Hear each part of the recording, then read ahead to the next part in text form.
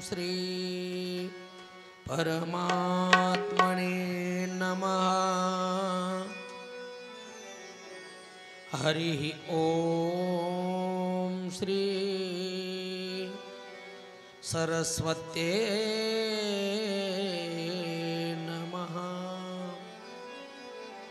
हरि ओम श्री गणेशाय नमः। हरि ओम श्री गुरुचरण कमलेभ्यो नमः।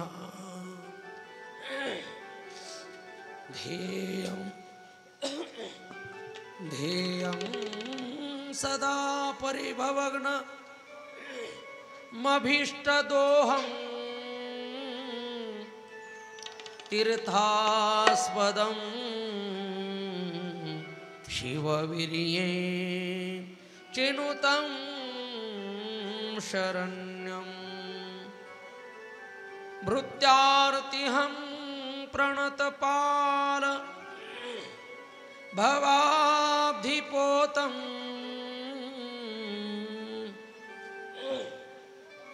वंदे महापुरुषते चरणारविंदम।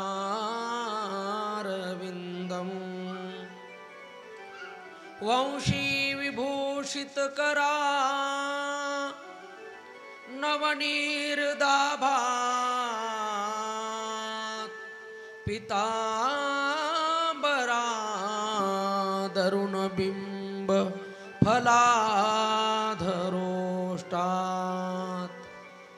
पूर्णेन्दुसुन्दरमुखात् अरविन्दनेत्रात्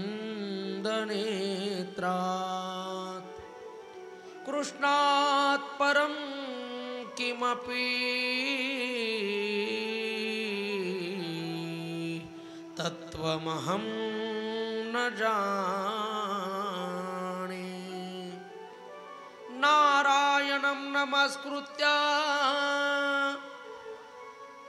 नरं चैव नरोत्तमं देवीं सरस्वतीं व्यासं ततो जय मुदीरयेत्। जय जय श्री राधारमण, जय जय नवल किशोर, जय गोपी चित्तचोर प्रभु, जय जय माखन चोर। सच्चिदानंद रूपाय विश्वोत्पत्त्यादि हेतवे तापत्रय विनाशाय श्रीकृष्णाय वयं नुमः। मंगल भवन अमंगलहारी द्रवसु दशरथ अजिर बिहारी। हरि अनंत हरि कथा अनंता कहई सुनहि बहु विधि सब बसंता। सिय राम मैं सब जग जानी करहु प्रणाम जोरी जुग पाणी। रघुकुल रीति सदा चली आई प्राण जाय परि वचन न जाए।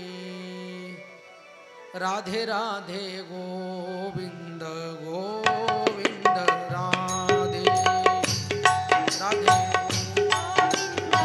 गोविंद राधे राधे राधे गोविंद गोविंद राधे राधे राधे गोविंद गोविंद राधे गोविंद राधे गोपाल राधे गोविंद राधे गोपाल राधे गोविंद राधे राधे गोपाल राधे गोविंद राधे गोपाल राधे हे राधे राधे गोविंद गोविंद राधे राधे राधे गोविंद प्रेम से गाइए।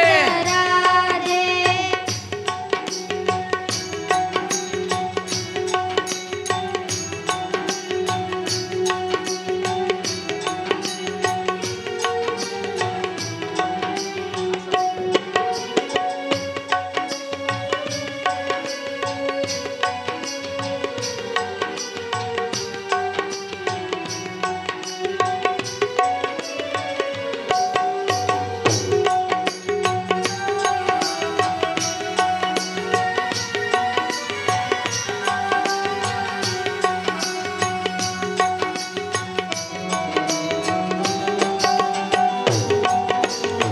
क्या बात है।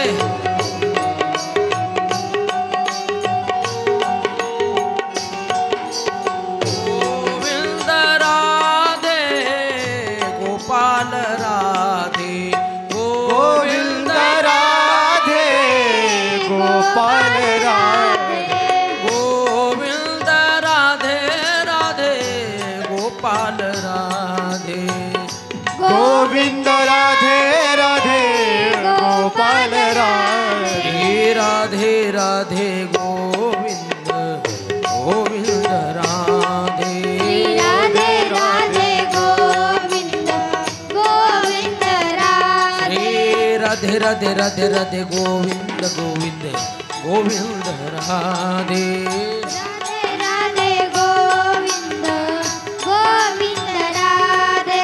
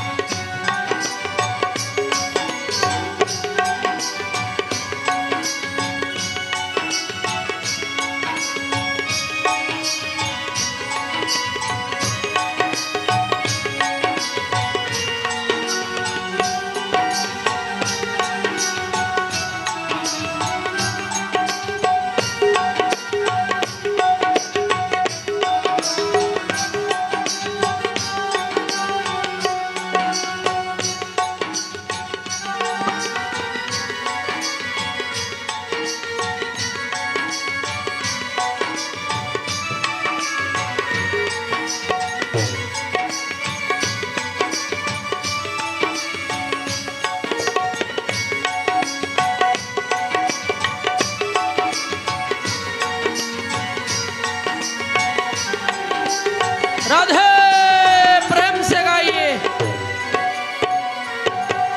राधे राधे गोविंद गो हाँ ताली राधे राधे गोविंद गोविंद राधे राधे राधे गोविंद गोविंद राधे राधे राधे गोविंद गोविंद राधे गोपाल कृष्ण भगवान की जय आवाज आला नाही खालून। श्रीमद भागवत महापुराण की जय छान छान छान। सर्वांचं खूप खूप स्वागत। आज आपल्या श्रीमद भागवत कथेच्या चौथ्या दिवशी आपण सर्व जमलो आहोत। खूप आनंदाने प्रेमाने कथा चालू आहे। गेल्या 3 दिवसापासून भागवत कथेचा अवघड भाग आपण पाहत गेलो। भागवत ग्रंथ हे काय लहान नाही बघा। 7 दिवसात कुठं सांगण्यासारखा विषय का। 7 दिवसात आपण 7 दिवस कमीत कमी 2 टाइम तरी कथा पाहिजे। म्हणून त्यावेळेस आपण व्यवस्थित त्याचा विस्तार पाहू शकतो।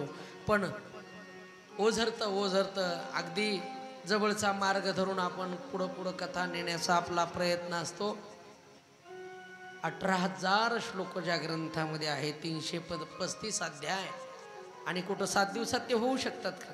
अहो दशमस्कंद म्हटलं तर 7 दिवस नुसते दशमस्कंदाला लागतील.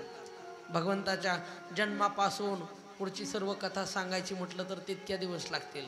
असा हा श्रीमद भागवत ग्रंथ आहे. या ग्रंथामध्ये माझ्या आनंदकंद नंदनंदन मदन मनमोहन गुणनिधान गुणखान गोपाल कृष्ण कन्हैयाच्या परम आणि पावन अशा लीला ज्या ग्रंथामध्ये सांगितलेल्या आहेत, त्या ग्रंथाचा आपण आस्वाद घेत आहोत.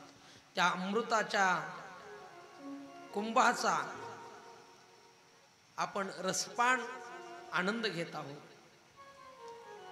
पहिल्या दिवशी तुम्हाला सांगून गेलो, देवा हे अमृत ऐकण्यासाठी, कथामृत ऐकण्यासाठी देवाधिक आले आणि शुकदेवांना विनंती केली की आम्हाला हे कथामृत द्या. आम्ही परीक्षितीला हे स्वर्गातलं अमृत घेऊन आलो पिण्यासाठी, तुम्ही त्यांना ते पाजा आणि आम्हाला कथामृत पाजा.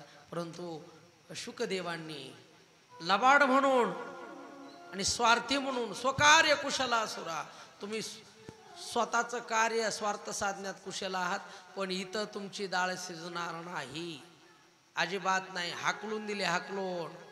का? ते अमृत फक्त दीर्घजीवी बनवू शकतं, पण हे कथामृत माणसाला दिव्यजीवी बनवतं.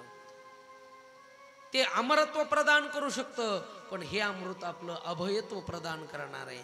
ते अमृत जसं जसं तुम्ही स्वर्गामध्ये गेल्यानंतर पिताल तसं तसं पुण्यक्षय अधोगती, पुण्य संपत राहतं.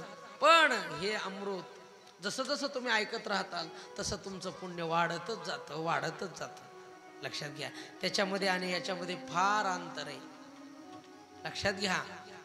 आणि म्हणून आपण भाग्यवान आहोत की आज आपल्याला श्रीमद भागवताचं कथामृत ऐकायला मिळतंय. पाठीमागे आवाज येतो का महिला मंडळीला? सर्वांना आवाज येतो का मी बोलल्याला? बरं, मधले पुरुष मंडळी तुम्हाला आवाज येतो का आज? दादा आवाज येतो का? टेकून बसलेले आवाज येतोय का आज? आज येतो ना आवाज? सगळ्यांना आवाज येतो ना? छान. आवाज कमी आला का मला सांगत राहा. आवाज जर कमी आला का सांगत राहा. आपण सिस्टीमवाल्या दादांना विनंती करू, दादा आतमध्ये बसलेल्या लोकांना सुद्धा इथले समोरचे जे बॉक्स आहेत ना, याचा सुद्धा मशीनमधून आवाज द्या, जेणेकरून प्रत्येकाला प्रत्येक शब्द ना शब्द अगदी हृदयापर्यंत पोहोचला पाहिजे. हा प्रयत्न तुमचा राहू द्या. असो, आज 4थ्या दिवशी आपण कथेला आरंभ करत आहोत. तत्पूर्वी अल्पसा परिहार तो असा की आपल्या भगवंताच्या पावन दरबारी, नृसिंह भगवंताच्या पावन दरबारी जे नृसिंह भगवान आपल्या सगळ्यांच्या कल्याणाकरिता आपलीच जागा निवडली, आपलंच गाव निवडलं. नृसिंह मंदिर मला वाटते महाराष्ट्रात, भारतात किती असतील माहीत नाही, पण तुरळक कुठं एखाद्या 2 ठिकाणी पाहायला मिळतात. फार नृसिंह भगवंताचे मंदिर कमी असतात. लक्षात घ्या. कारण का या देवताचं पावित्र्य राखणं म्हणजे मोठं आव्हान आहे. नृसिंह भगवंताचं पावित्र्य जर नाही राखलं ना, काय होईल सांगता येत नाही. लक्षात घ्या. अवघड काम आहे. आणि जागृत देवस्थान म्हणजे आपलं पंचकृषीचं वैभव, आपलं आराध्य, आपलं या ठिकाणी वंदनीय दैवत आपलं हे नृसिंह भगवंताचं मंदिर. आणि भगवंताच्या पावन दरबारात गेल्या 4 दिवसापासून हा अमृतमय सोहळा, ही ज्ञानगंगा, आणि या वाहणाऱ्या ज्ञानगंगेत आपण सर्व आंघोळ करत आहोत, हा आनंद घेत आहोत. म्हणून तुम्हा सर्व श्रोतृवर्गांना या ठिकाणी भाविक भक्तांना मी मनापासून धन्यवाद देतो. आज आपल्याला गेल्या 4 दिवसापासून तबल्यावरती साथ मिळत आहे. आमचे चैतन्य महाराज गायनाची साथ मिळत आहे. भक्तिदिदी मंत्री शीतलताई मुंडे आणि श्रावणी ठोंबरे, जे की आपल्या उंदरीचे आहे, ते आपल्या गुरुकुलमध्ये राहते बघा, शिकत आहे गेल्या 1 वर्षापासून. त्याचप्रमाणे शिंतवरती आमचे महेश दादा आपल्याला साथ करतायत. पॅडवरती आमचे वेदपाठक महाराज या ठिकाणी आपल्याला साथ करतायत। सर्वांचे मी मनापासून आभार व्यक्त करतो। टाळावरती आमचे निलेश महाराज माने मोठेवाडीकर हे साथ करतायत। असो स्टेजवरचे आणि खालचे सर्व जे साथ करतात सिस्टीमवाले दादा सर्व यांना मी खूप खूप धन्यवाद देतो। आजूबाजूला इकडून तिकडून बसलेले सर्व मंडळी यांना सुद्धा धन्यवाद देतो। ज्यांनी ही सर्व कथा आयोजित केली आपले नृसिंह भगवंताचे सर्व भक्त, सर्वच भक्त लहान थोरापासून सर्वच यांना मी खूप खूप धन्यवाद देतो की तुम्ही आम्हाला कथा करण्याची संधी दिली, देवाची सेवा करण्याची संधी दिली। म्हणून सर्वांचे आभार मानूयात आणि आपण कथेकडे वळूयात।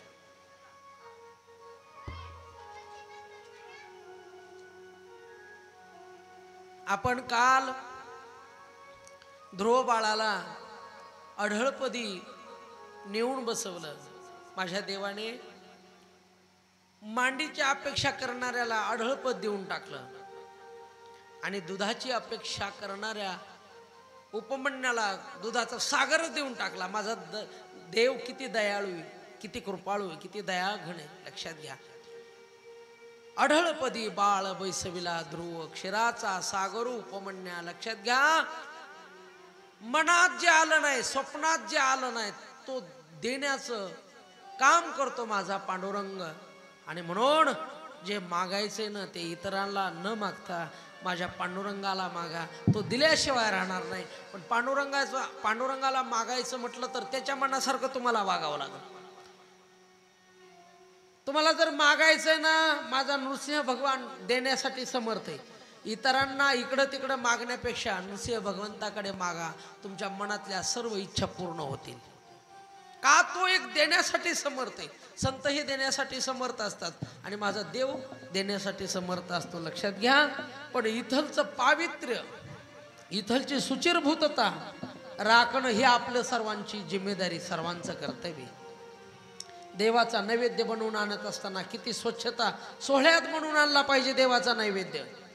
इकडं तिकडं अजिबात कसलीही अस्वच्छता, अस्पृश्यता या ठिकाणी माझ्या देवाला जमत नाही। म्हणून फार नियम पाळून देवाची सेवा करणं आणि देवाची सेवा केल्यावरच तो आपल्याला प्रसन्न होतो। म्हणून नृसिंह भगवंताची सेवा आपल्याला सर्वांना घडत आहे। असो ध्रुव बाळाला अढळपद मिळालं, अढळपदी बाळ बैसविला ध्रुव, अढळपदावर आजही स्थिर आहेत। सगळे तारे हलतात, ग्रह हलतात, पण माझा ध्रुव बाळ या ठिकाणी त्यांचं पद कधीही तीळ मात्र ढळत नाही, असं अढळपद ध्रुव बाळाला या ठिकाणी मिळालेलं आहे। असो या ध्रुव बाळाच्या वंशात पुढं प्रचेताचा जन्म झाला, लक्षात घ्या। आणि प्रचेता फार मोठे होऊन गेले राजे, लक्षात घ्या। आणि प्रचेताच्याच वंशामध्ये अंगराजांचा जन्म झाला। पण अंगाच्या पोटी विचित्र मुलगा जन्माला आला, तो म्हणजे वेण।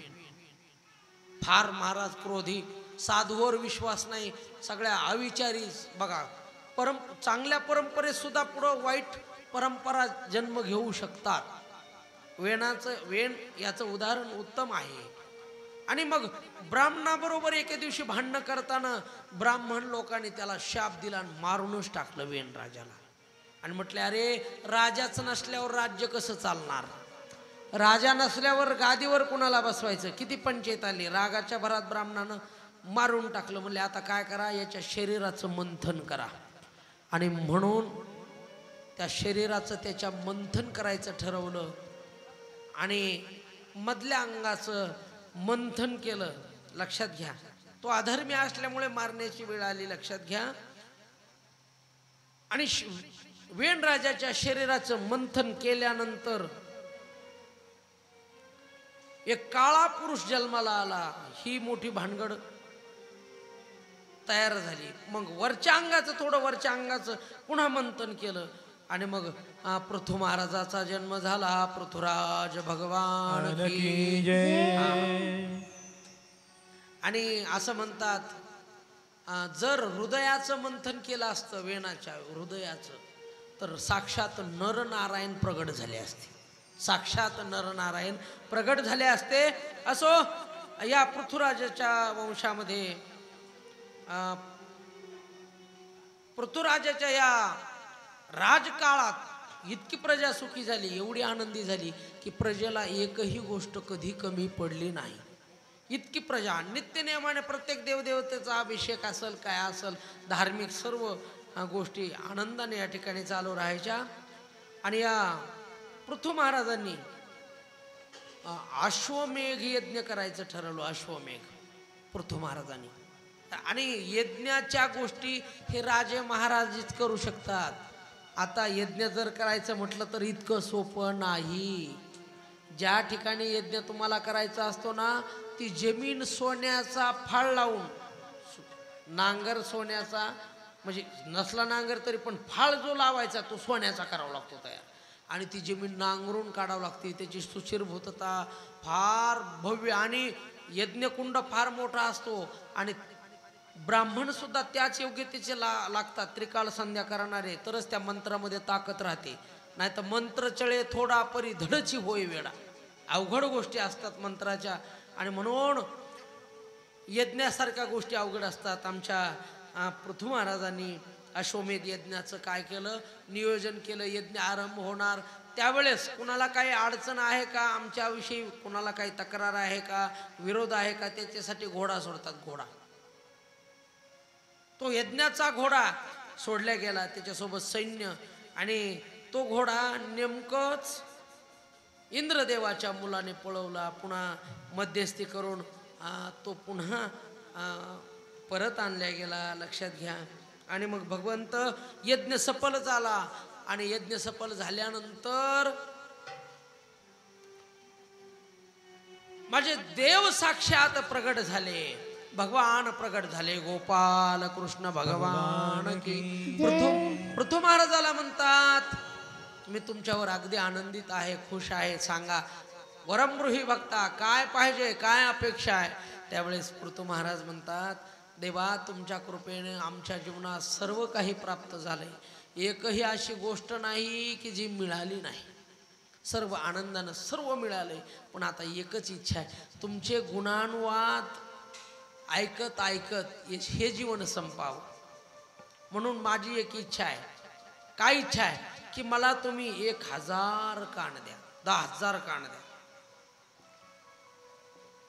10,000 कान द्या. या 10,000 कानातून मला कथा ऐकायची. लक्षात घ्या. आणि मग तथास्थ म्हणून देव निघून जातात. आणि त्या ठिकाणी मग नंतर सनकादिक प्रगट होतात. सनकादिक भगवान की जय. आणि सनकादिक महाराज आमच्या पृथ्वी महाराजांना इतकी छान कथा ऐकवतात. इतकं शास्त्र पुराण वेद अनेक कथा ऐकवतात. हा लाभ पृथ्वी महाराजांना मिळतो. आणि 10,000 कानांना ऐकतात. आपल्याला 2च कान आहेत, आपल्याला 2च कान आहेत. पण पृथ्वी महाराज 10,000 कानाचं किती सर्वांगाचे कान. म्हणजे प्रत्येक एक एक शरीरावर जसा एक एक रोमांच असतो ना, केस असतो ना, त्याप्रमाणे तेवढं श्रवण भक्ती आमच्या पृथ्वी महाराजांना घडली. आणि पृथ्वी महाराजांच्या वंशामध्ये विजिताश्च राजे होऊन गेले. त्यांच्याच पुढं परंपरेमध्ये, वंश परंपरेमध्ये अंतर्धान राजे होऊन गेले. त्यांच्याच पुढे वंशामध्ये हवीरधान नावाचे राजे होऊन गेले. प्राचीनबरी नावाचे राजे होऊन गेले. आणि पुढं प्रचेताचा जन्म होतो. याच प्रचेताला नारदांनी नारदांनी रुद्रगीतेचा उपदेश केला होता. लक्षात घ्या प्रचेतांना. आणि स्वतःची ओळख व्हावी, आहे मी हा कोण करावा विचार, म्हणे ज्ञानेश्वर निवृत्तीचा. स्वतःची ओळख व्हावी म्हणून पुरंजन उपाख्यान नारदांनी त्यांना ऐकवलं. गोपाल कृष्ण भगवान की जय.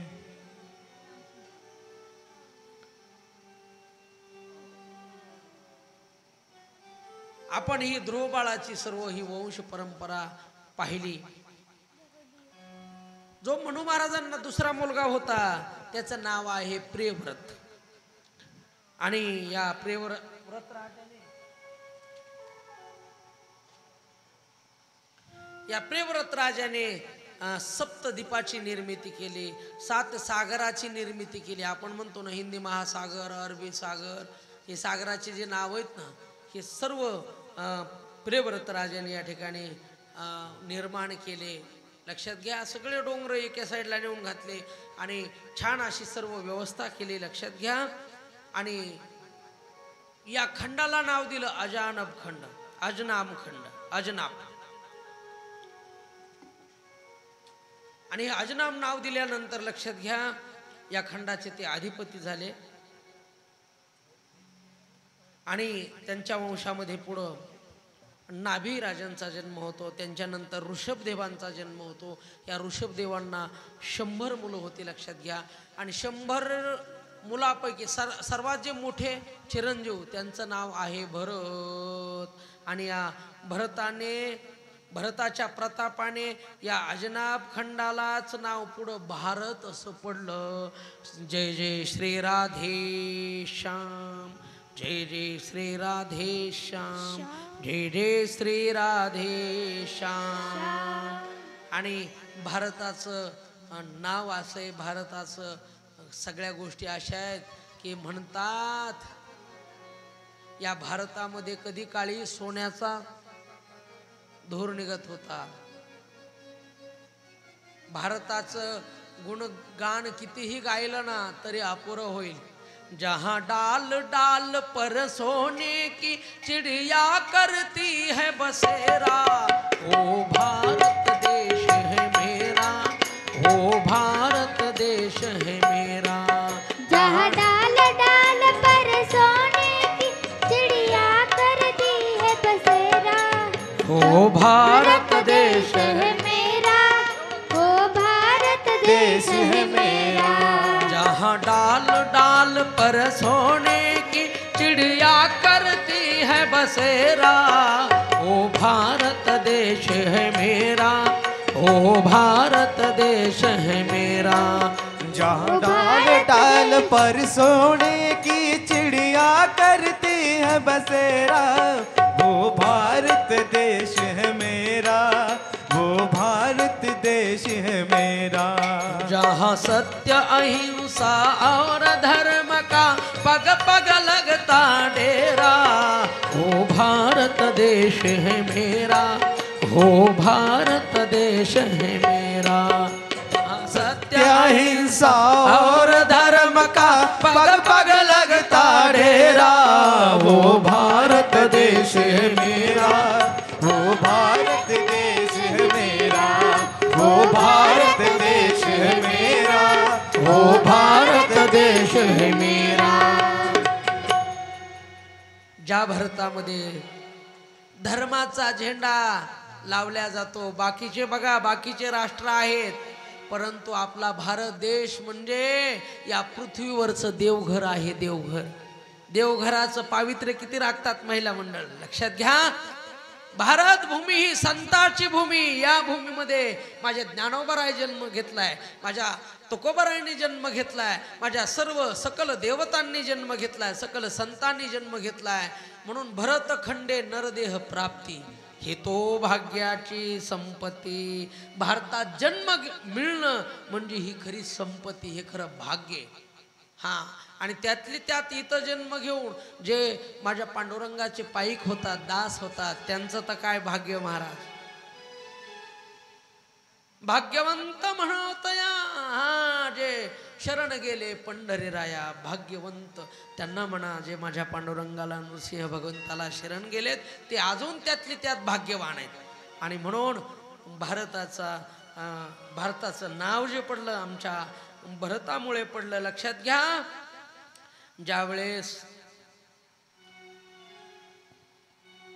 भरताला गादीवर बसून आमचे ऋषभदेव वनात गेले ना महाराज, वनात गेले. आणि ऋषभदेव इतके पुण्यवान, साक्षात देवाचा अवतार, त्यांच्या अंगाचा सुगंध सुटला. रिद्धी सिद्धी सर्व रिद्धी सिद्धी या ठिकाणी त्यांना विनंती करू लागल्या, आमचा स्वीकार करा, आमचा स्वीकार करा. अजिबात रिद्धी सिद्धी याला प्राधान्य दिलं नाही ऋषभदेवाने. आणि लक्षात घ्या, आणि यांच्या वंशामध्ये हे भरत महाराज, भरताने अतिशय छान राज्यकारभार सांभाळला.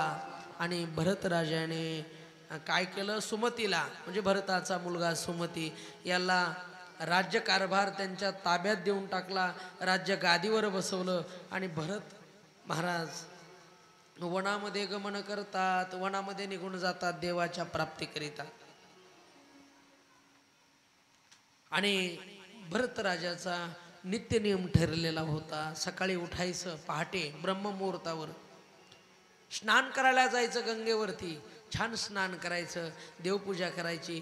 आणि इतकं छान सर्व गोष्टी चालल्या होत्या. पण एके दिवशी अशी घटना घडली. काय घटना घडली? भरत राजा गंगेमध्ये स्नान करत असताना एक वाघ एका गर्भवती हरणीच्या पाठीमागे लागला. आणि हरणाचं काळीजे, भित्र काळीजे, लक्षात घ्या, खूप घाबरतं हरिण. आणि हरणाने जी उडी मारली त्या नदीच्या पात्रात उडी मारली, नदीच्या पात्रात उडी मारली. पण घटना अशी घडली, ती गर्भवती होती ना हरिण, तिच्या हरणीच्या पोटातला गर्भ, ते छोटंसं बाळ नदीच्या पात्रात पडलं. आणि हे कुणी पाहिलं? हरिण गेलं मरून, पण बाळ वाहू लागलं. आता हरिण तर गेले, पण म्हटले आता हे या हरणाच्या पाडसाला, या बाळाला उचलून आपण बाहेर ठेवू. म्हणून परीक्षित राजा गेला आणि त्या हरणाच्या पिल्लाला बाहेर ठेवलं. पुन्हा अजून मनात आलं की आपण याला बाहेर ठेवायलो, याला आता याचा सांभाळ कोण करेन, आई तर नाही. मग आपण काय करू, आश्रमामध्ये घेऊन येऊ. आणि मग भरताने त्या हरणाच्या छोट्या पिल्ल्याला आश्रमात आणलं, अंग पुसलं आणि दूध पाजलं. आणि पाहता पाहता ते हरणाचं पिल्लू आता मोठं होऊ लागलं. त्याला सुद्धा भरताचा लळा लागला. मायबापाचं प्रेम कशावर करा तुम्ही, जनावरावर करा, पशुपक्ष्यावर करा, माणसावर करा, कशावर प्रेम करा. माणसाने प्रेम केलं का पुढून सुद्धा प्रेमच मिळत असतं. प्रेम. भरताला वाटलं याचा थोडा सांभाळ करूया आणि थोडं मोठं झाल्यावर देव सोडून वनात. पण ते हरिण कुठं जातंय महाराज? आता हरिण मोठं झालं आणि आता परीक्षित ह्या भरताला त्याचा लळा लागला. माझ्या हरिण कुठं, इकडं तिकडं हरिण गेला का त्याचं तपश्चर्येमध्ये, चिंतनामध्ये ध्यान लागत नसायचं. हरिण कुठं गेलं, हरिण कुठं गेलं. आणि सारखं भजनामध्ये मन न रमल्यामुळं, लक्षात घ्या, जे मिळवायचं ते थोडं थोडं बाजूला होऊ लागलं. साधना कमी होऊ लागली ना, सारखा वेळ आता त्याच्यात जाऊ लागला. आणि मग अंतकाळ जवळ आला आणि भरत राजा असून सुद्धा आणि वनात सगळा त्याग करून गेला असून सुद्धा त्या हरणाच्या आसक्तीमध्ये अडकला. आता माझं कसं होईल हे विसरलाच भरत.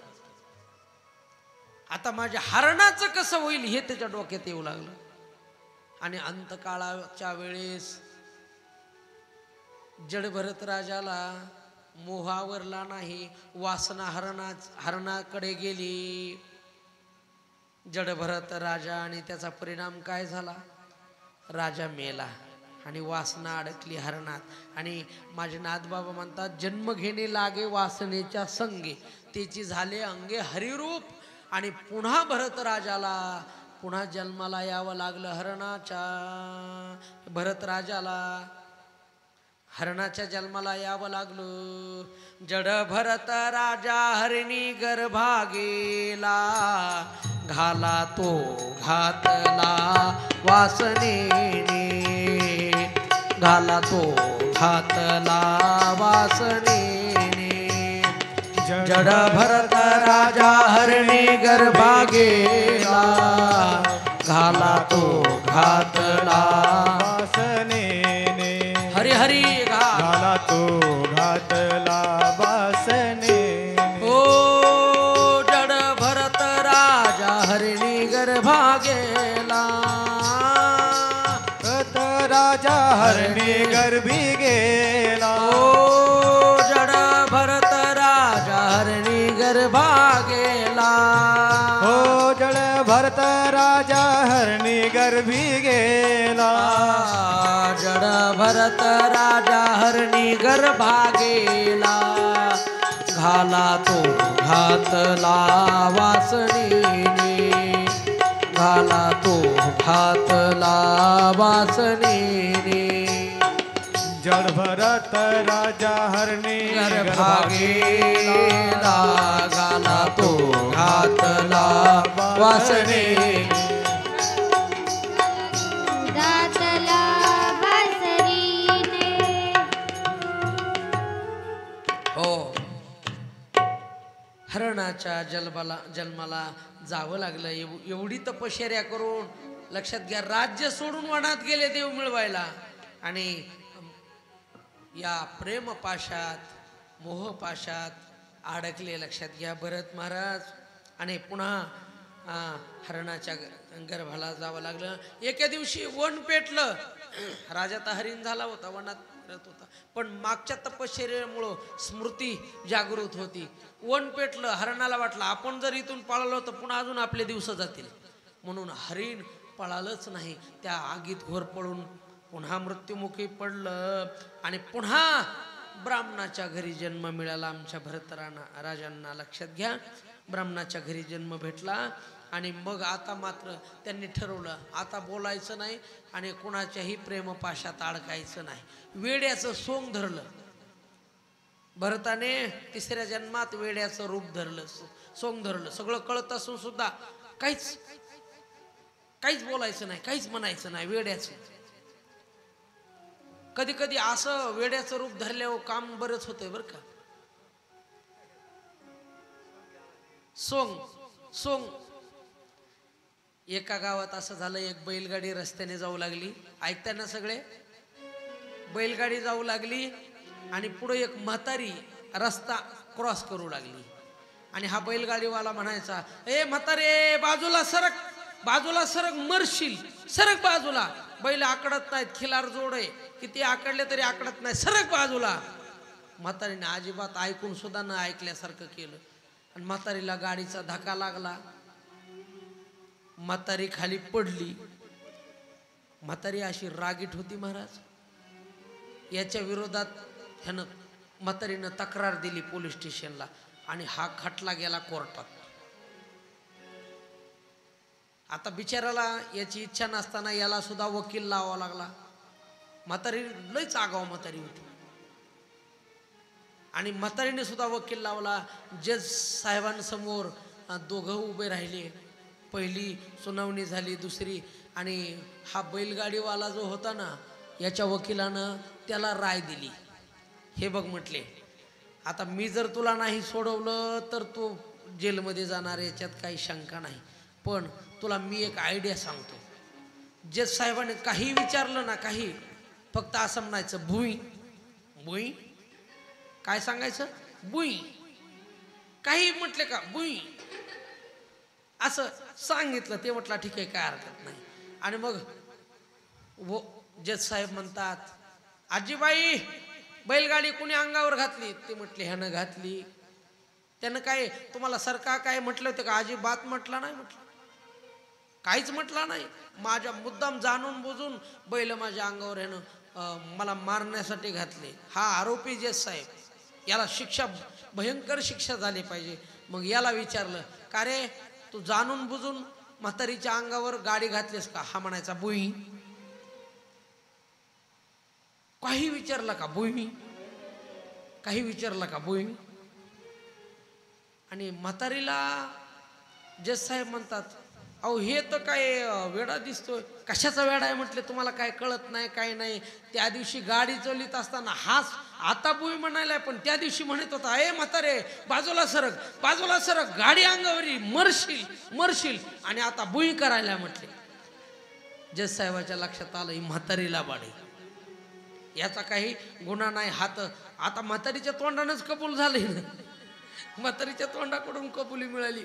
म्हातारे सरक बाजूला अंगावर गाडी येईल आणि त्याला निर्दोष सोडलं. खटला संपला. बाहेर जस म्हणजे वकील आले कुणाचे बैलगाडीवाल्याचे आणि बैलगाडीची वाल्याचे वकील म्हणू लागले काढा 50,000. मग ह्यानं केलं बुई. तुम्हाला लक्षात आला असं 50,000 द्यायची गरज पडली नाही, नुसतं बुई म्हणलं की काम होतंय. तसं वेड्याचं सोंग घेतलं की कधी कधी काम होतं. तसं भरत राजाला वाटलं आपण हरणाच्या लहान पिल्यामध्ये अडकून बसलो, पूर्ण हरिण व्हावं लागलं. आता हरणातून आता सुटका होऊन ब्राह्मणाच्या घरी जन्मलो, आनंद आहे. पण आता मात्र वेड्याचं सोंग घेऊन राहायचं. आणि म्हणून शाळेत गेलं नाही, 1 नाही 2 नाही, पण मागची एवढी तपश्चर्या होती की स्मृतिभ्रंश झाला नाही, मागच्या सगळ्या आठवणी होत्या. आणि मग याचं नाव योगायोगाने भरतच ठेवण्यात आलं. पण जड बुद्धी म्हटले, याला काय अक्कलच नाही, म्हणून पुन्हा जड ही उपाधी लागली, जड भरत अशी उपाधी लागली. आणि हे फक्त खायचं आणि निवांत झोपायचं, काही काम नाही. आता ब्राह्मण म्हटलं का विधी करावा लागतो, सर्व मंत्र पाठ करावे लागतात, सगळ्या गोष्टी पाठ कराव्या लागतात. पण याने काही तसं केलं नाही. आणि म्हणून जड भरत जड भरत जड भरत नेहमी म्हणायचे. लक्षात घ्या, एके दिवशी काय झालं, एका जंगलामध्ये एक राजा राहत होता आणि त्यांची परंपरा अशी की नर बळी द्यायचा त्या भद्रकाली देवीला, नर बळी द्यायचा. आणि म्हणून सैन्य सोडलं, म्हटलं कोणतरी माणसाला धरून आणा, नरबळी द्यायचा ना धरून आणा. आणि योगायोगाने हे जड भरत राजा, म्हणजे हे जड भरत रानामध्ये काम करायला गेले होते, निवांत बसले होते. आणि ते 2-4 माणसं आले आणि या जड भरताला उचलून नेलं. तिकडे आनंदानं खाऊ पिऊ घातलं, चांगलं वाटलं. पण ज्यावेळेस वाजवत गाजवत सगळे गळ्यामध्ये हार टाकले, सर्व या ठिकाणी सजवलं, त्याला वाटलं एवढं सजून धजून त्या जड भरताला वाटलं कुठं नेलेत काय माहिती. आणि मग नेलं भद्रकालीच्या मंदिरामध्ये समोर ठेवलं. आणि त्याच्या लक्षात आलं तलवारीन हेन काढलेल्या, आणि आता झोपवलं ना आपल्याला मारून टाकणार हे लक्षात आलं. पण म्हटले जाऊ द्या, देवाची जी इच्छा.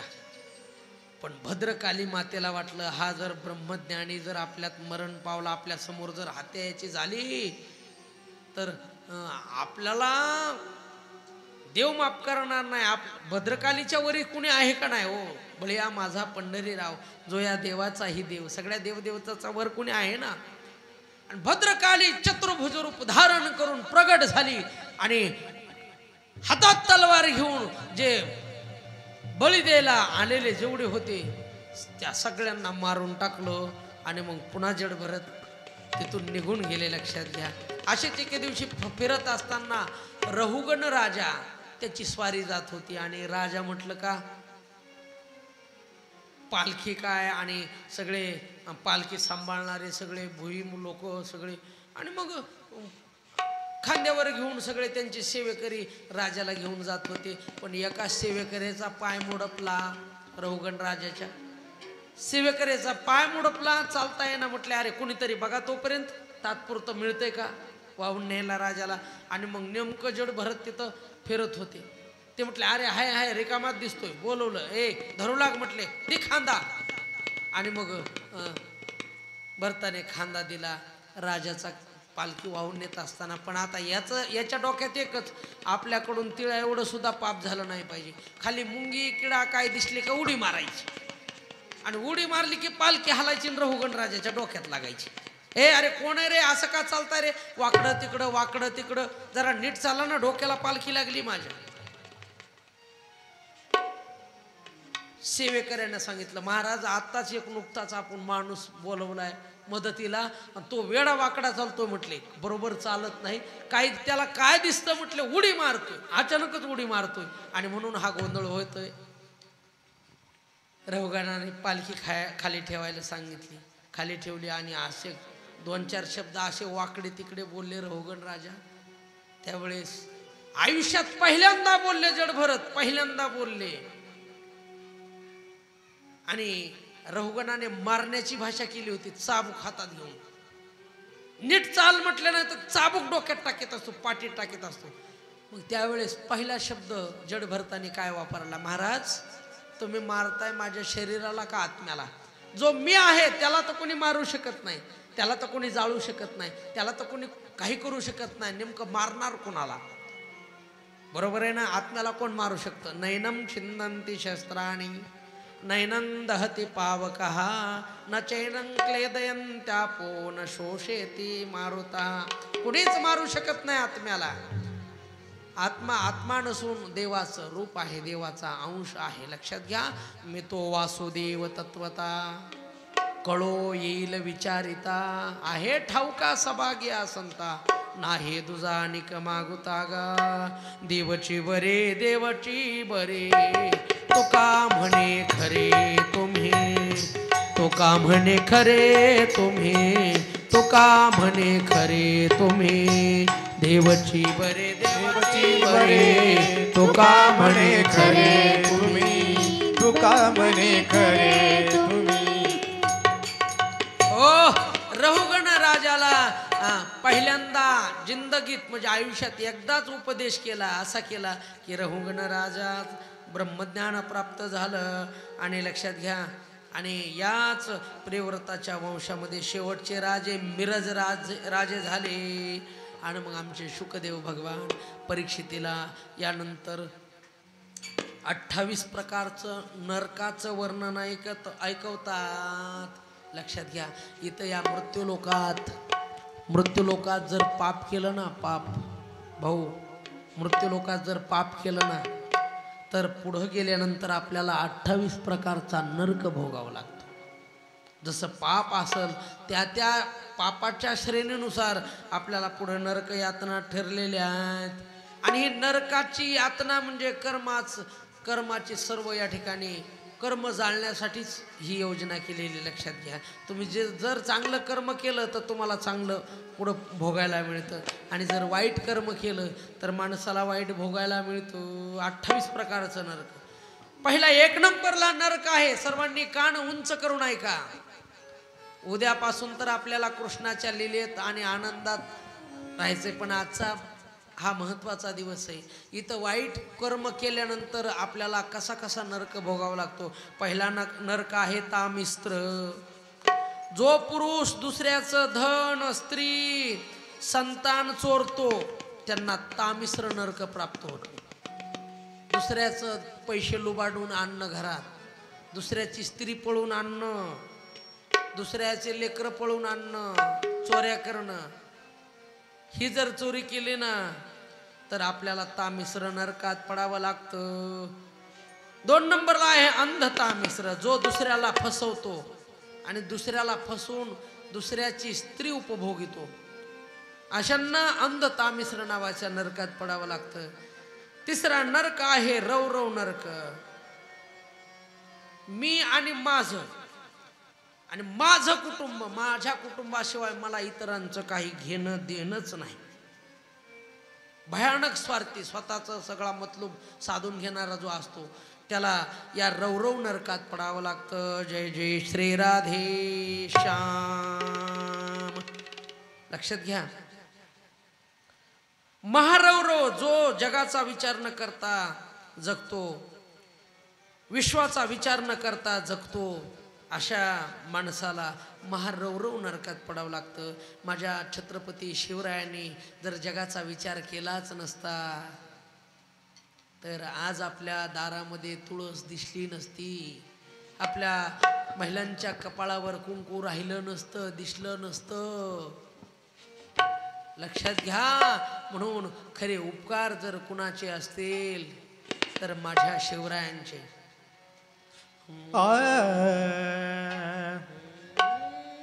शिवबा वीर शिवबा,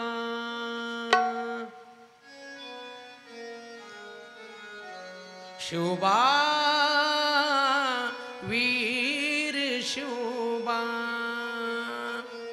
साऱ्या शत्रूच्या माना उडवून, साऱ्या शत्रूच्या माना उडवून भगवा झेंडा फडकविला, भडका झेंडा फडकविला. माझ्या राजाने वीर शिवबाने महाराष्ट्र घडविला. माझ्या राजाने वीर शिवबाने महाराष्ट्र घडविला. माझ्या राजाने वीर शिवबाने महाराष्ट्र घडविला. माझ्या राजा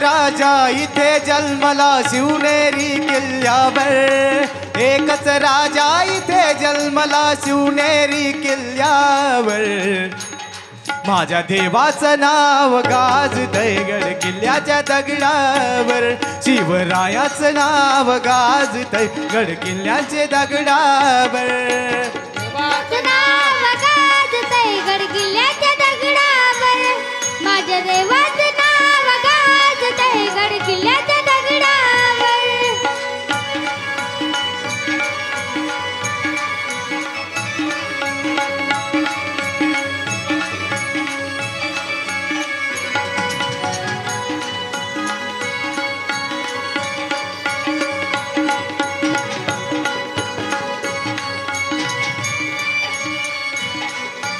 सुंदर स्वराज्य निर्माण केले तलवारीच्या धारेवर तलवारीच्या धारेवर तलवारीच्या धारेवर रयतेसाठी घाव झेलले आपल्या निधड्या छातीवर आपल्या निधड्या छातीवर आपल्या निधड्या छातीवर सुंदर स्वराज्य निर्माण केले तलवारीच्या धारेवर रयतेसाठी घाव झेलले आपल्या निधड्या छातीवर लढले मावळे भरोसाच्या राजावर प्राणपणाने लढले मावळे भरोसाच्या राजावर माझ्या देवाचं नाव गाजतंय गडकिल्ल्याच्या दगडावर माझ्या देवाचं नाव गाजतंय गडकिल्ल्याच्या दगडावर माझ्या देवाचं नाव गाजतंय गडकिल्ल्याच्या दगडावर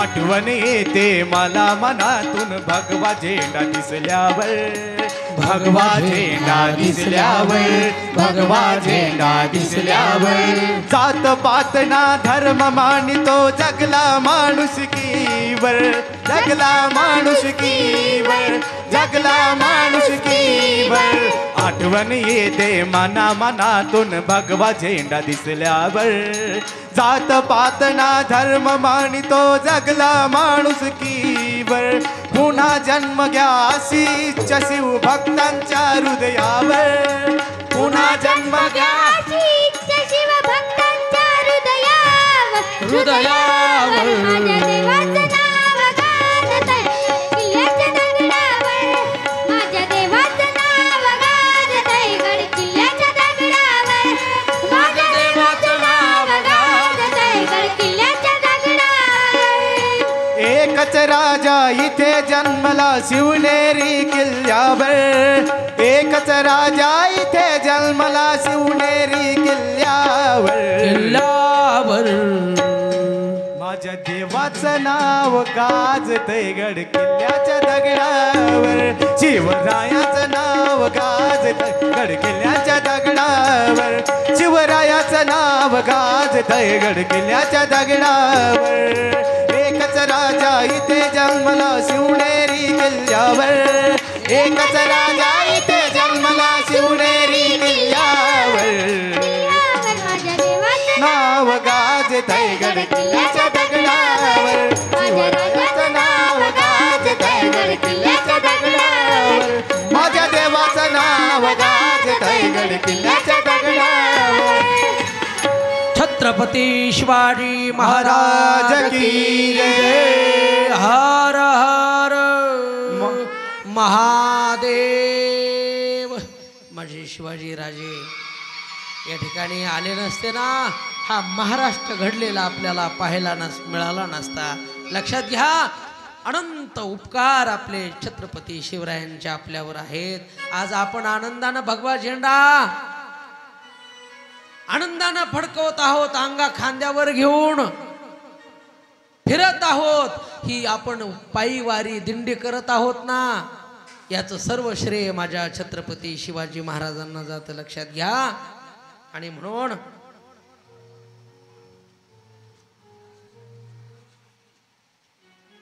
5 नंबरचा जो नरक आहे ना तो आहे कुंभीपाक. जे नर स्वतःचे पोट भरत असताना इतर प्राण्याला मारतात, म्हणजे स्वतःचं पोट भरण्यासाठी जे ससे पकडतात सशांना मारतात म्हणून इतर प्राण्याला मारतात ना, असे जे माणसं इतर प्राण्याला मारून जगतात, इतर प्राण्याला मारून जगतात, अशाला कुंभीपाक नरकात पडावं लागतं. मांस खाऊनिया हौस करीसी जोडोनी वैरी ठेविला. एखाद्याला तुम्ही जर मारून स्वतःचं पोट भरत असताल ना दादा हो, तुम्ही वैरी तयार करायलात. वैरी आज तुम्ही त्याला मारायलात का, तुमच्याकडे ताकद आहे म्हणून, पण पुढच्या जन्मात तो तुम्हाला मारून खाईल. लक्षात घ्या, तुमच्या पुढच्या जन्मात तो बदला घेतल्याशिवाय राहणार नाही. आणि म्हणून इतरांना त्रास देणं आणि इतरांना मारणं हे सगळ्यात घातक आहे, वाईट आहे. म्हणून इथून पुढं मांसाहार करणारे ना एक गोष्ट लक्षात घ्या, तुम्ही जे खायलात ना ते आपलं मानवाचं अन्न नाही रे दादा हो. आपण साधी चपाती भाकरी पोळी खाल्ली पाहिजे. मांसाहार करणं, इतरांना मारून आपलं पोट भरवणं हे राक्षस वृत्तीचं खाणं आहे. राक्षस वृत्तीचं, राक्षस खातात मांस. आपण राक्षस आहोत का? राक्षसाला सुळे दात आहेत, सुळे दात. आणि सुळ्या दाताचे माणूस जनावर त्यांना पाप नाही. मग ते वाघ असू द्या कुणी असू द्या, आता सगळ्यांचे नाव कशाला घ्यायचे. जे सुळे दात आहेत ना त्याला पाप लागत नाही, पण आपल्याला पाप लागतं. जे जिभेनं पाणी पितात, आपण जिभेनं पाणी पितो का? कुत्रा बघा, कुत्रा जिभेनं पाणी पितो दादा, बरोबर आहे ना? कुत्रा पाणी कसं पितो? जिभेनं पितो. लक्षात घ्या. वाघ कसा पाणी पितो? जिभेनं पितो. ज्याचे दात सुळे अशाने मांसाहार करावा. आपल्याला काय सुळे दात आहेत का? आपण मांसाहार करणं म्हणजे लक्षात घ्या पाप करणं. आणि म्हणून असे जे मांसाहार करतात यांना कुंभीपाक नरकात. कुणी म्हणत असेल ना मी मांसाहार करतो पण 1 लाख रुपयाची पंगत दिली, ती पंगत वाया गेली. किती 1000 पंक्ती घाल आणि तू जर मांसाहार करत असशील आणि ब्रह्मज्ञानाची आणि मोक्षाच्या अपेक्षा करत असतील तर अजिबात होणार नाही. लक्षात घ्या. 6 नंबरचा नरक आहे कालसूत्र. जो नर मात्या पित्यांना वेदना देतो, ब्राह्मण देवतेंना त्रास देतो, विरोध करतो, अशा माणसांना म्हणजे आई वडिलाला आणि ब्राह्मणाला कधीही विरोध करू नये. त्यांना आनंदानं ठेवावं, त्यांच्यासोबत आनंदानं वर्तन करावं अशा. आणि जर विरोध केला तर त्यांना कालसूत्र नावाच्या नरकात पडावं लागतं. पण मायबापाची सेवा करणारे काही कमी जन्मलेत का हो? आतापर्यंत माझ्या श्रावण बाळाने मायबापाची किती सेवा केली. कावडीसारखं माय आणि बापाला घेऊन काशी यात्रा माझ्या श्रावण बाळाने या ठिकाणी सुरू केली होती. पण मधीच दशरथ राजाकडून श्रावण बाळाला बाण लागला. क्षर आला तो धावून आला काळ, विभळला श्रावण बाळ. लक्षात घ्या. मध्येच बाण लागला आणि भक्त पुंडलिक महाराजांनी ज्या आईबापाच्या गळ्याला दोरी बायको खांद्यावरी पुंडलिक तीर्थयात्रा करी, पण त्याच पुंडलिकाच्या भावार्था गोकुळाहुनी झाला येता. पुंडलिक रायांच्या आपल्यावर किती उपकार आहेत, अनंत उपकार आहेत. आज पुंडलिक रायाने जर देवाला वीट टाकून जर थांबून ठेवलं नसतं ना, थांबवलं नसतं ना, आज खिशात 200 रुपये टाकले की आपण देवाचं दर्शन घेऊन येतो. हे भाग्य आपल्याला का लाभलंय? मायबापाच्या सेवेमुळं. निमित्त मायबापाच्या सेवेचं ठरलं, पण माझा पुंडलिकामुळं माझ्या देवाचं अखंड सर्वांना दर्शन घडतंय. लक्षात घ्या. भक्त पुंडलिकासाठी उभा राहिला विटेवरी. हा, हे महत्वाचं आहे, उभा राहिला विटेवरी. लक्षात घ्या. पुंडलिक रायांचे आपल्यावर उपकार आहेत असो, पण मायबापाला कधी विसरलं नाही पाहिजे. हर बात को तुम भूलो भले, माँ बाप को मत भूलना, हर बात को तुम भूलो भले, माँ बाप को मत भूलना।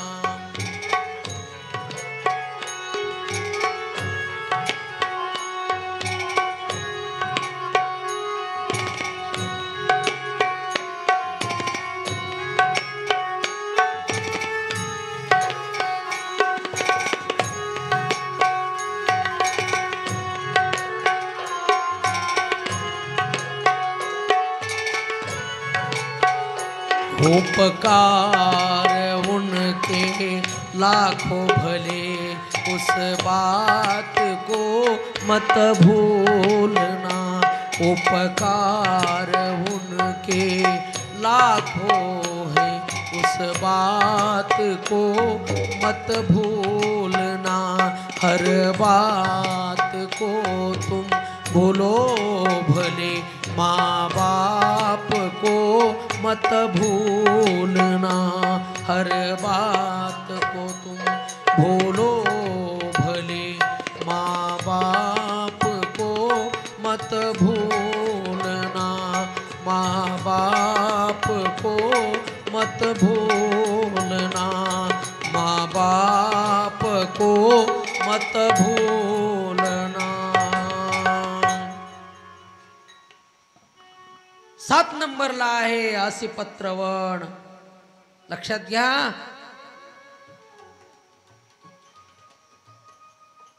आपत्ती नसताना म्हणजे संकट नसताना जो माणूस वैदिक मार्ग सोडून अन्य नास्तिक मार्गाचा विचार करतो, स्वीकार करतो, अशांना ह्या असे पत्रवण नावाच्या नरकात पडावं लागतो.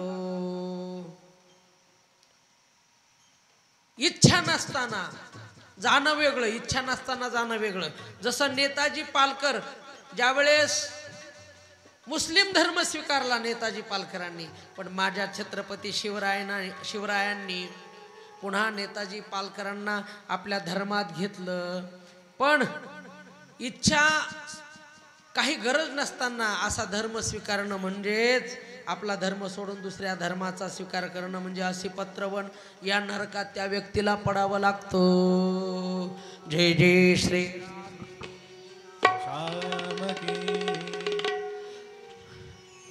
8 नंबरचा आहे सुकरमुख नरक. ज्या ब्राह्मणांना विनाकारण त्रास देतो, एखाद्या ब्राह्मणाला विनाकारण त्रास देतो ना, जनतेला त्रास देतो, अशा व्यक्तीला, ब्राह्मणाला त्रास देणं, लोकांना त्रास देणं, अशा व्यक्तीला सुकरमुख नरकात पडावं लागतं. दुसरं आहे अंधकूप. एखाद्या मच्छर वगैरे आपण जर सहज गालावर बसला, कुठं हातावर बसला म्हणून जर मच्छर जरी मारला तरी अंधकूप नावाच्या नरकात पडावं लागतं. कृमी भोजन. जो नर देवयज्ञ, गोयज्ञ, भूयज्ञ, पितृयज्ञ, काकयज्ञ न करता भोजन करतो, अशांना या नरकात पडावं लागतं. म्हणून आपण नेहमी जेवताना श्लोक म्हणावा. ओम प्राणाय स्वाहा, व्यानाय स्वाहा, पानाय स्वाहा, उदानाय स्वाहा, समानाय स्वाहा. ओम परब्रह्मणे नमः. ओम सहनाववतु सहनो भुनक्तु सह वीर्यं करवावहै तेजस्विनावधीतमस्तु मा विद्विषावहै. ओम शांति शांति शांति. ब्रह्मार्पणं ब्रह्मविर्ब्रह्माग्नो ब्रह्मणाहुतं ब्रह्मैव तेन गंतव्यं ब्रह्मकर्म समाधिना. वदने कवळ घेता नाम घ्या श्रीहरीचे, सहज हवन होते नाम घेता पुकाचे. जीवन करी जीवित्व अन्न हे पूर्ण ब्रह्म, उदर भरण नो हे जाणीजे यज्ञ कर्म. असा मंत्र म्हणावा. पाणी फिरवावं. देवाचे या ठिकाणी ऋण व्यक्त करावे. सगळे या ठिकाणी अन्नदाता सुखी भव श्रीकृष्णार्पणमस्तु म्हणा. लक्षात घ्या. श्रीकृष्णार्पणमस्तु म्हणजेच देवाला नैवेद्य पोहोच झाला.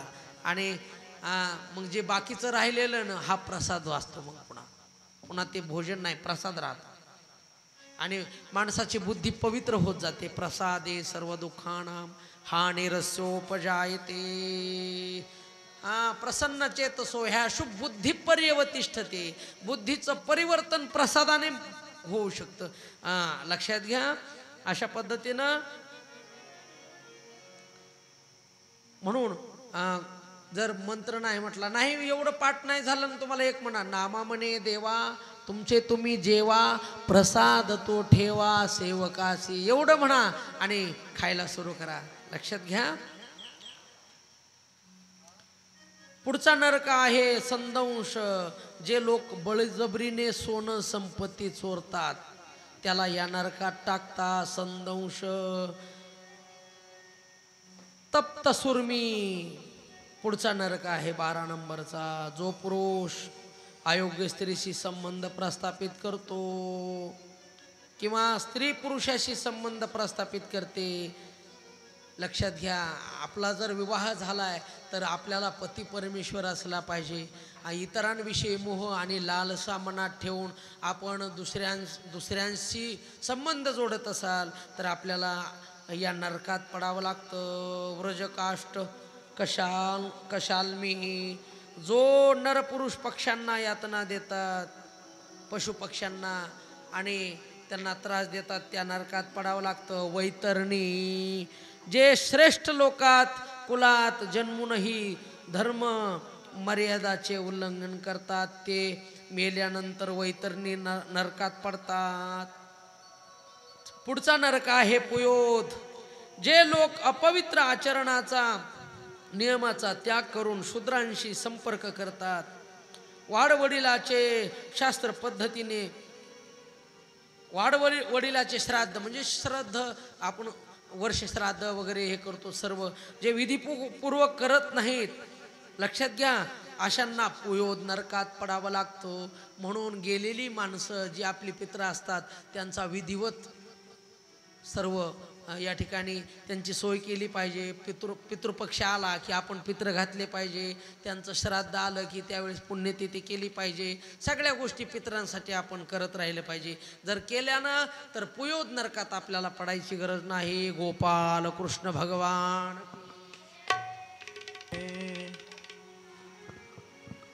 पुढचा नरक आहे प्राणरोध. जे उच्च ब्राह्मण गाढव कुत्रे पाळतात, म्हणजे ब्राह्मण लोकांनी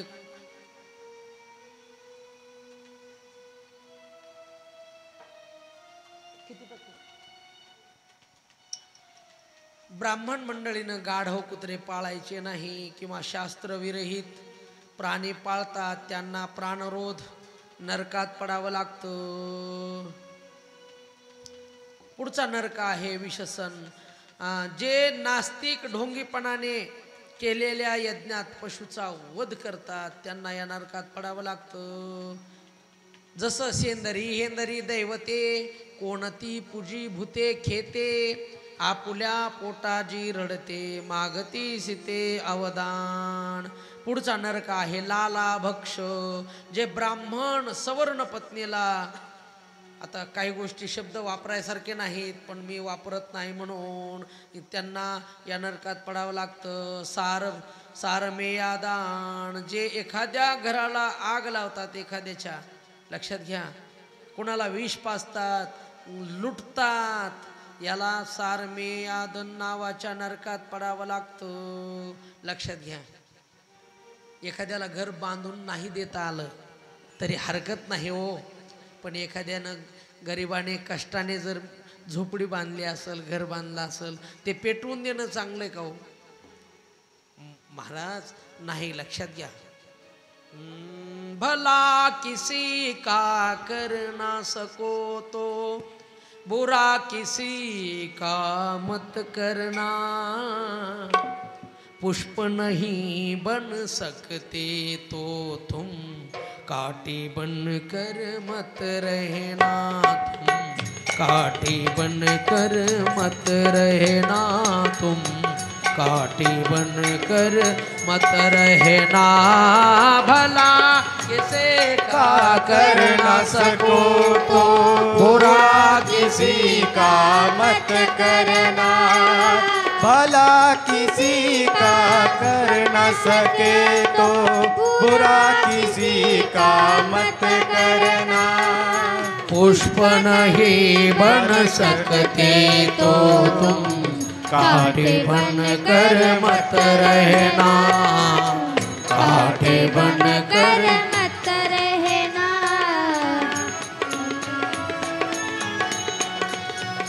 हो हा, रस्त्यावर आपल्याला कुणाच्या वाटेवर फुलं जरी टाकता नाही आले पण कमीत कमी काटे तरी टाकले नाही पाहिजे, लक्षात घ्या.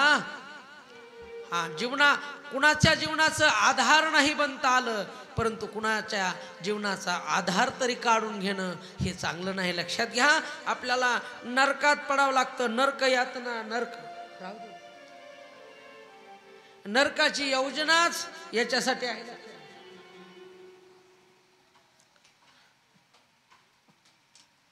पुढचा नरक आहे अविची.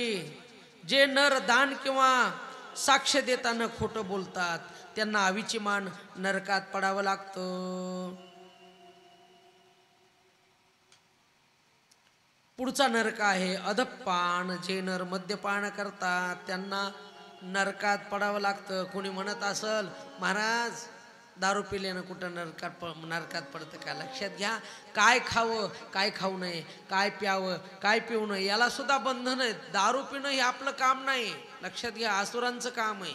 वाईट जे तमगुणी माणसं असतात त्यांचं काम आहे. आपण सत्वगुणात जगतो, वागतो, देवाची पूजा वगैरे सर्व करतो ना, मग आपल्याला ते पेय आपल्यासाठी नाही. श्री जय जय श्री राधे.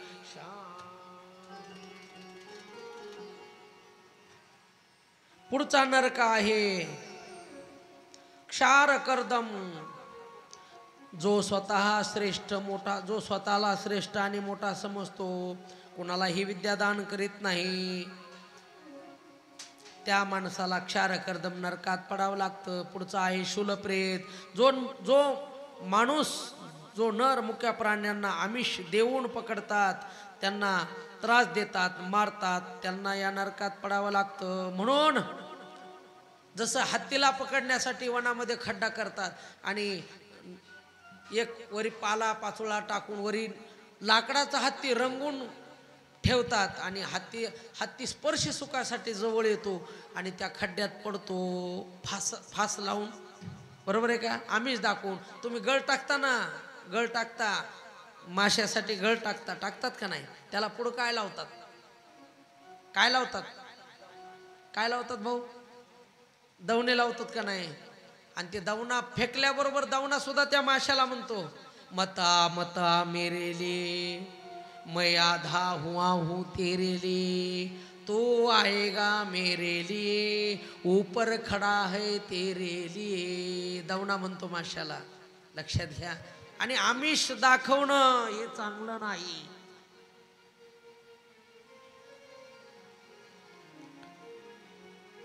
पुढचा नरक आहे ददंशोक. जो स्वतःच्या उग्र स्वभावाने सर्वांना यातना देतात त्यांना त्या नरकात पडावं लागतं. अवट निरोधन. जे लोक मुक्या प्राण्याला डांबून ठेवतात त्यांना या नरकात पडावं लागतं. अवट निरोधन. पर्यावर्तन.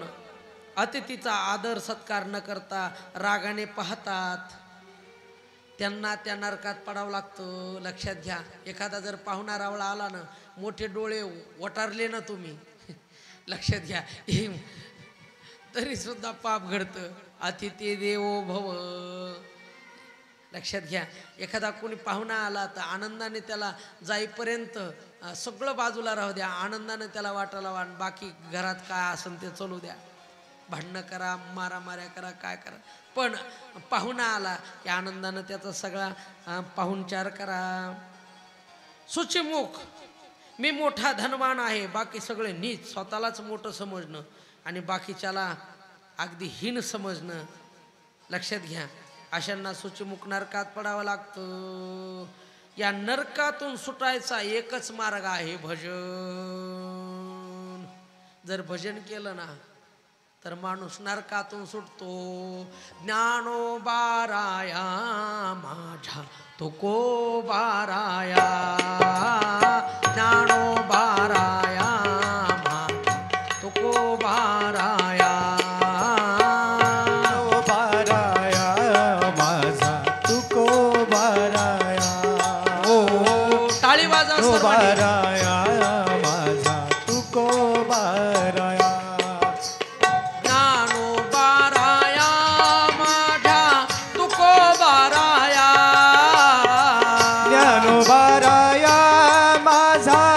तुकोबाराया ज्ञानोबाराया माझ्या तुकोबाराया ज्ञानोबाराया माझा तुकोबाराया ज्ञानोबाराया माझ्या तुकोबाराया ज्ञानोबाराया माझा तुकोबाराया ज्ञानोबाराया माझ्या तुकोबाराया ज्ञानोबाराया माझा तुकोबाराया साधकांचा माया बाप ज्ञानोबाराया साधकांचा माय बाप ज्ञानोबाराया दरोषणे हरे ताप ज्ञानोबाराया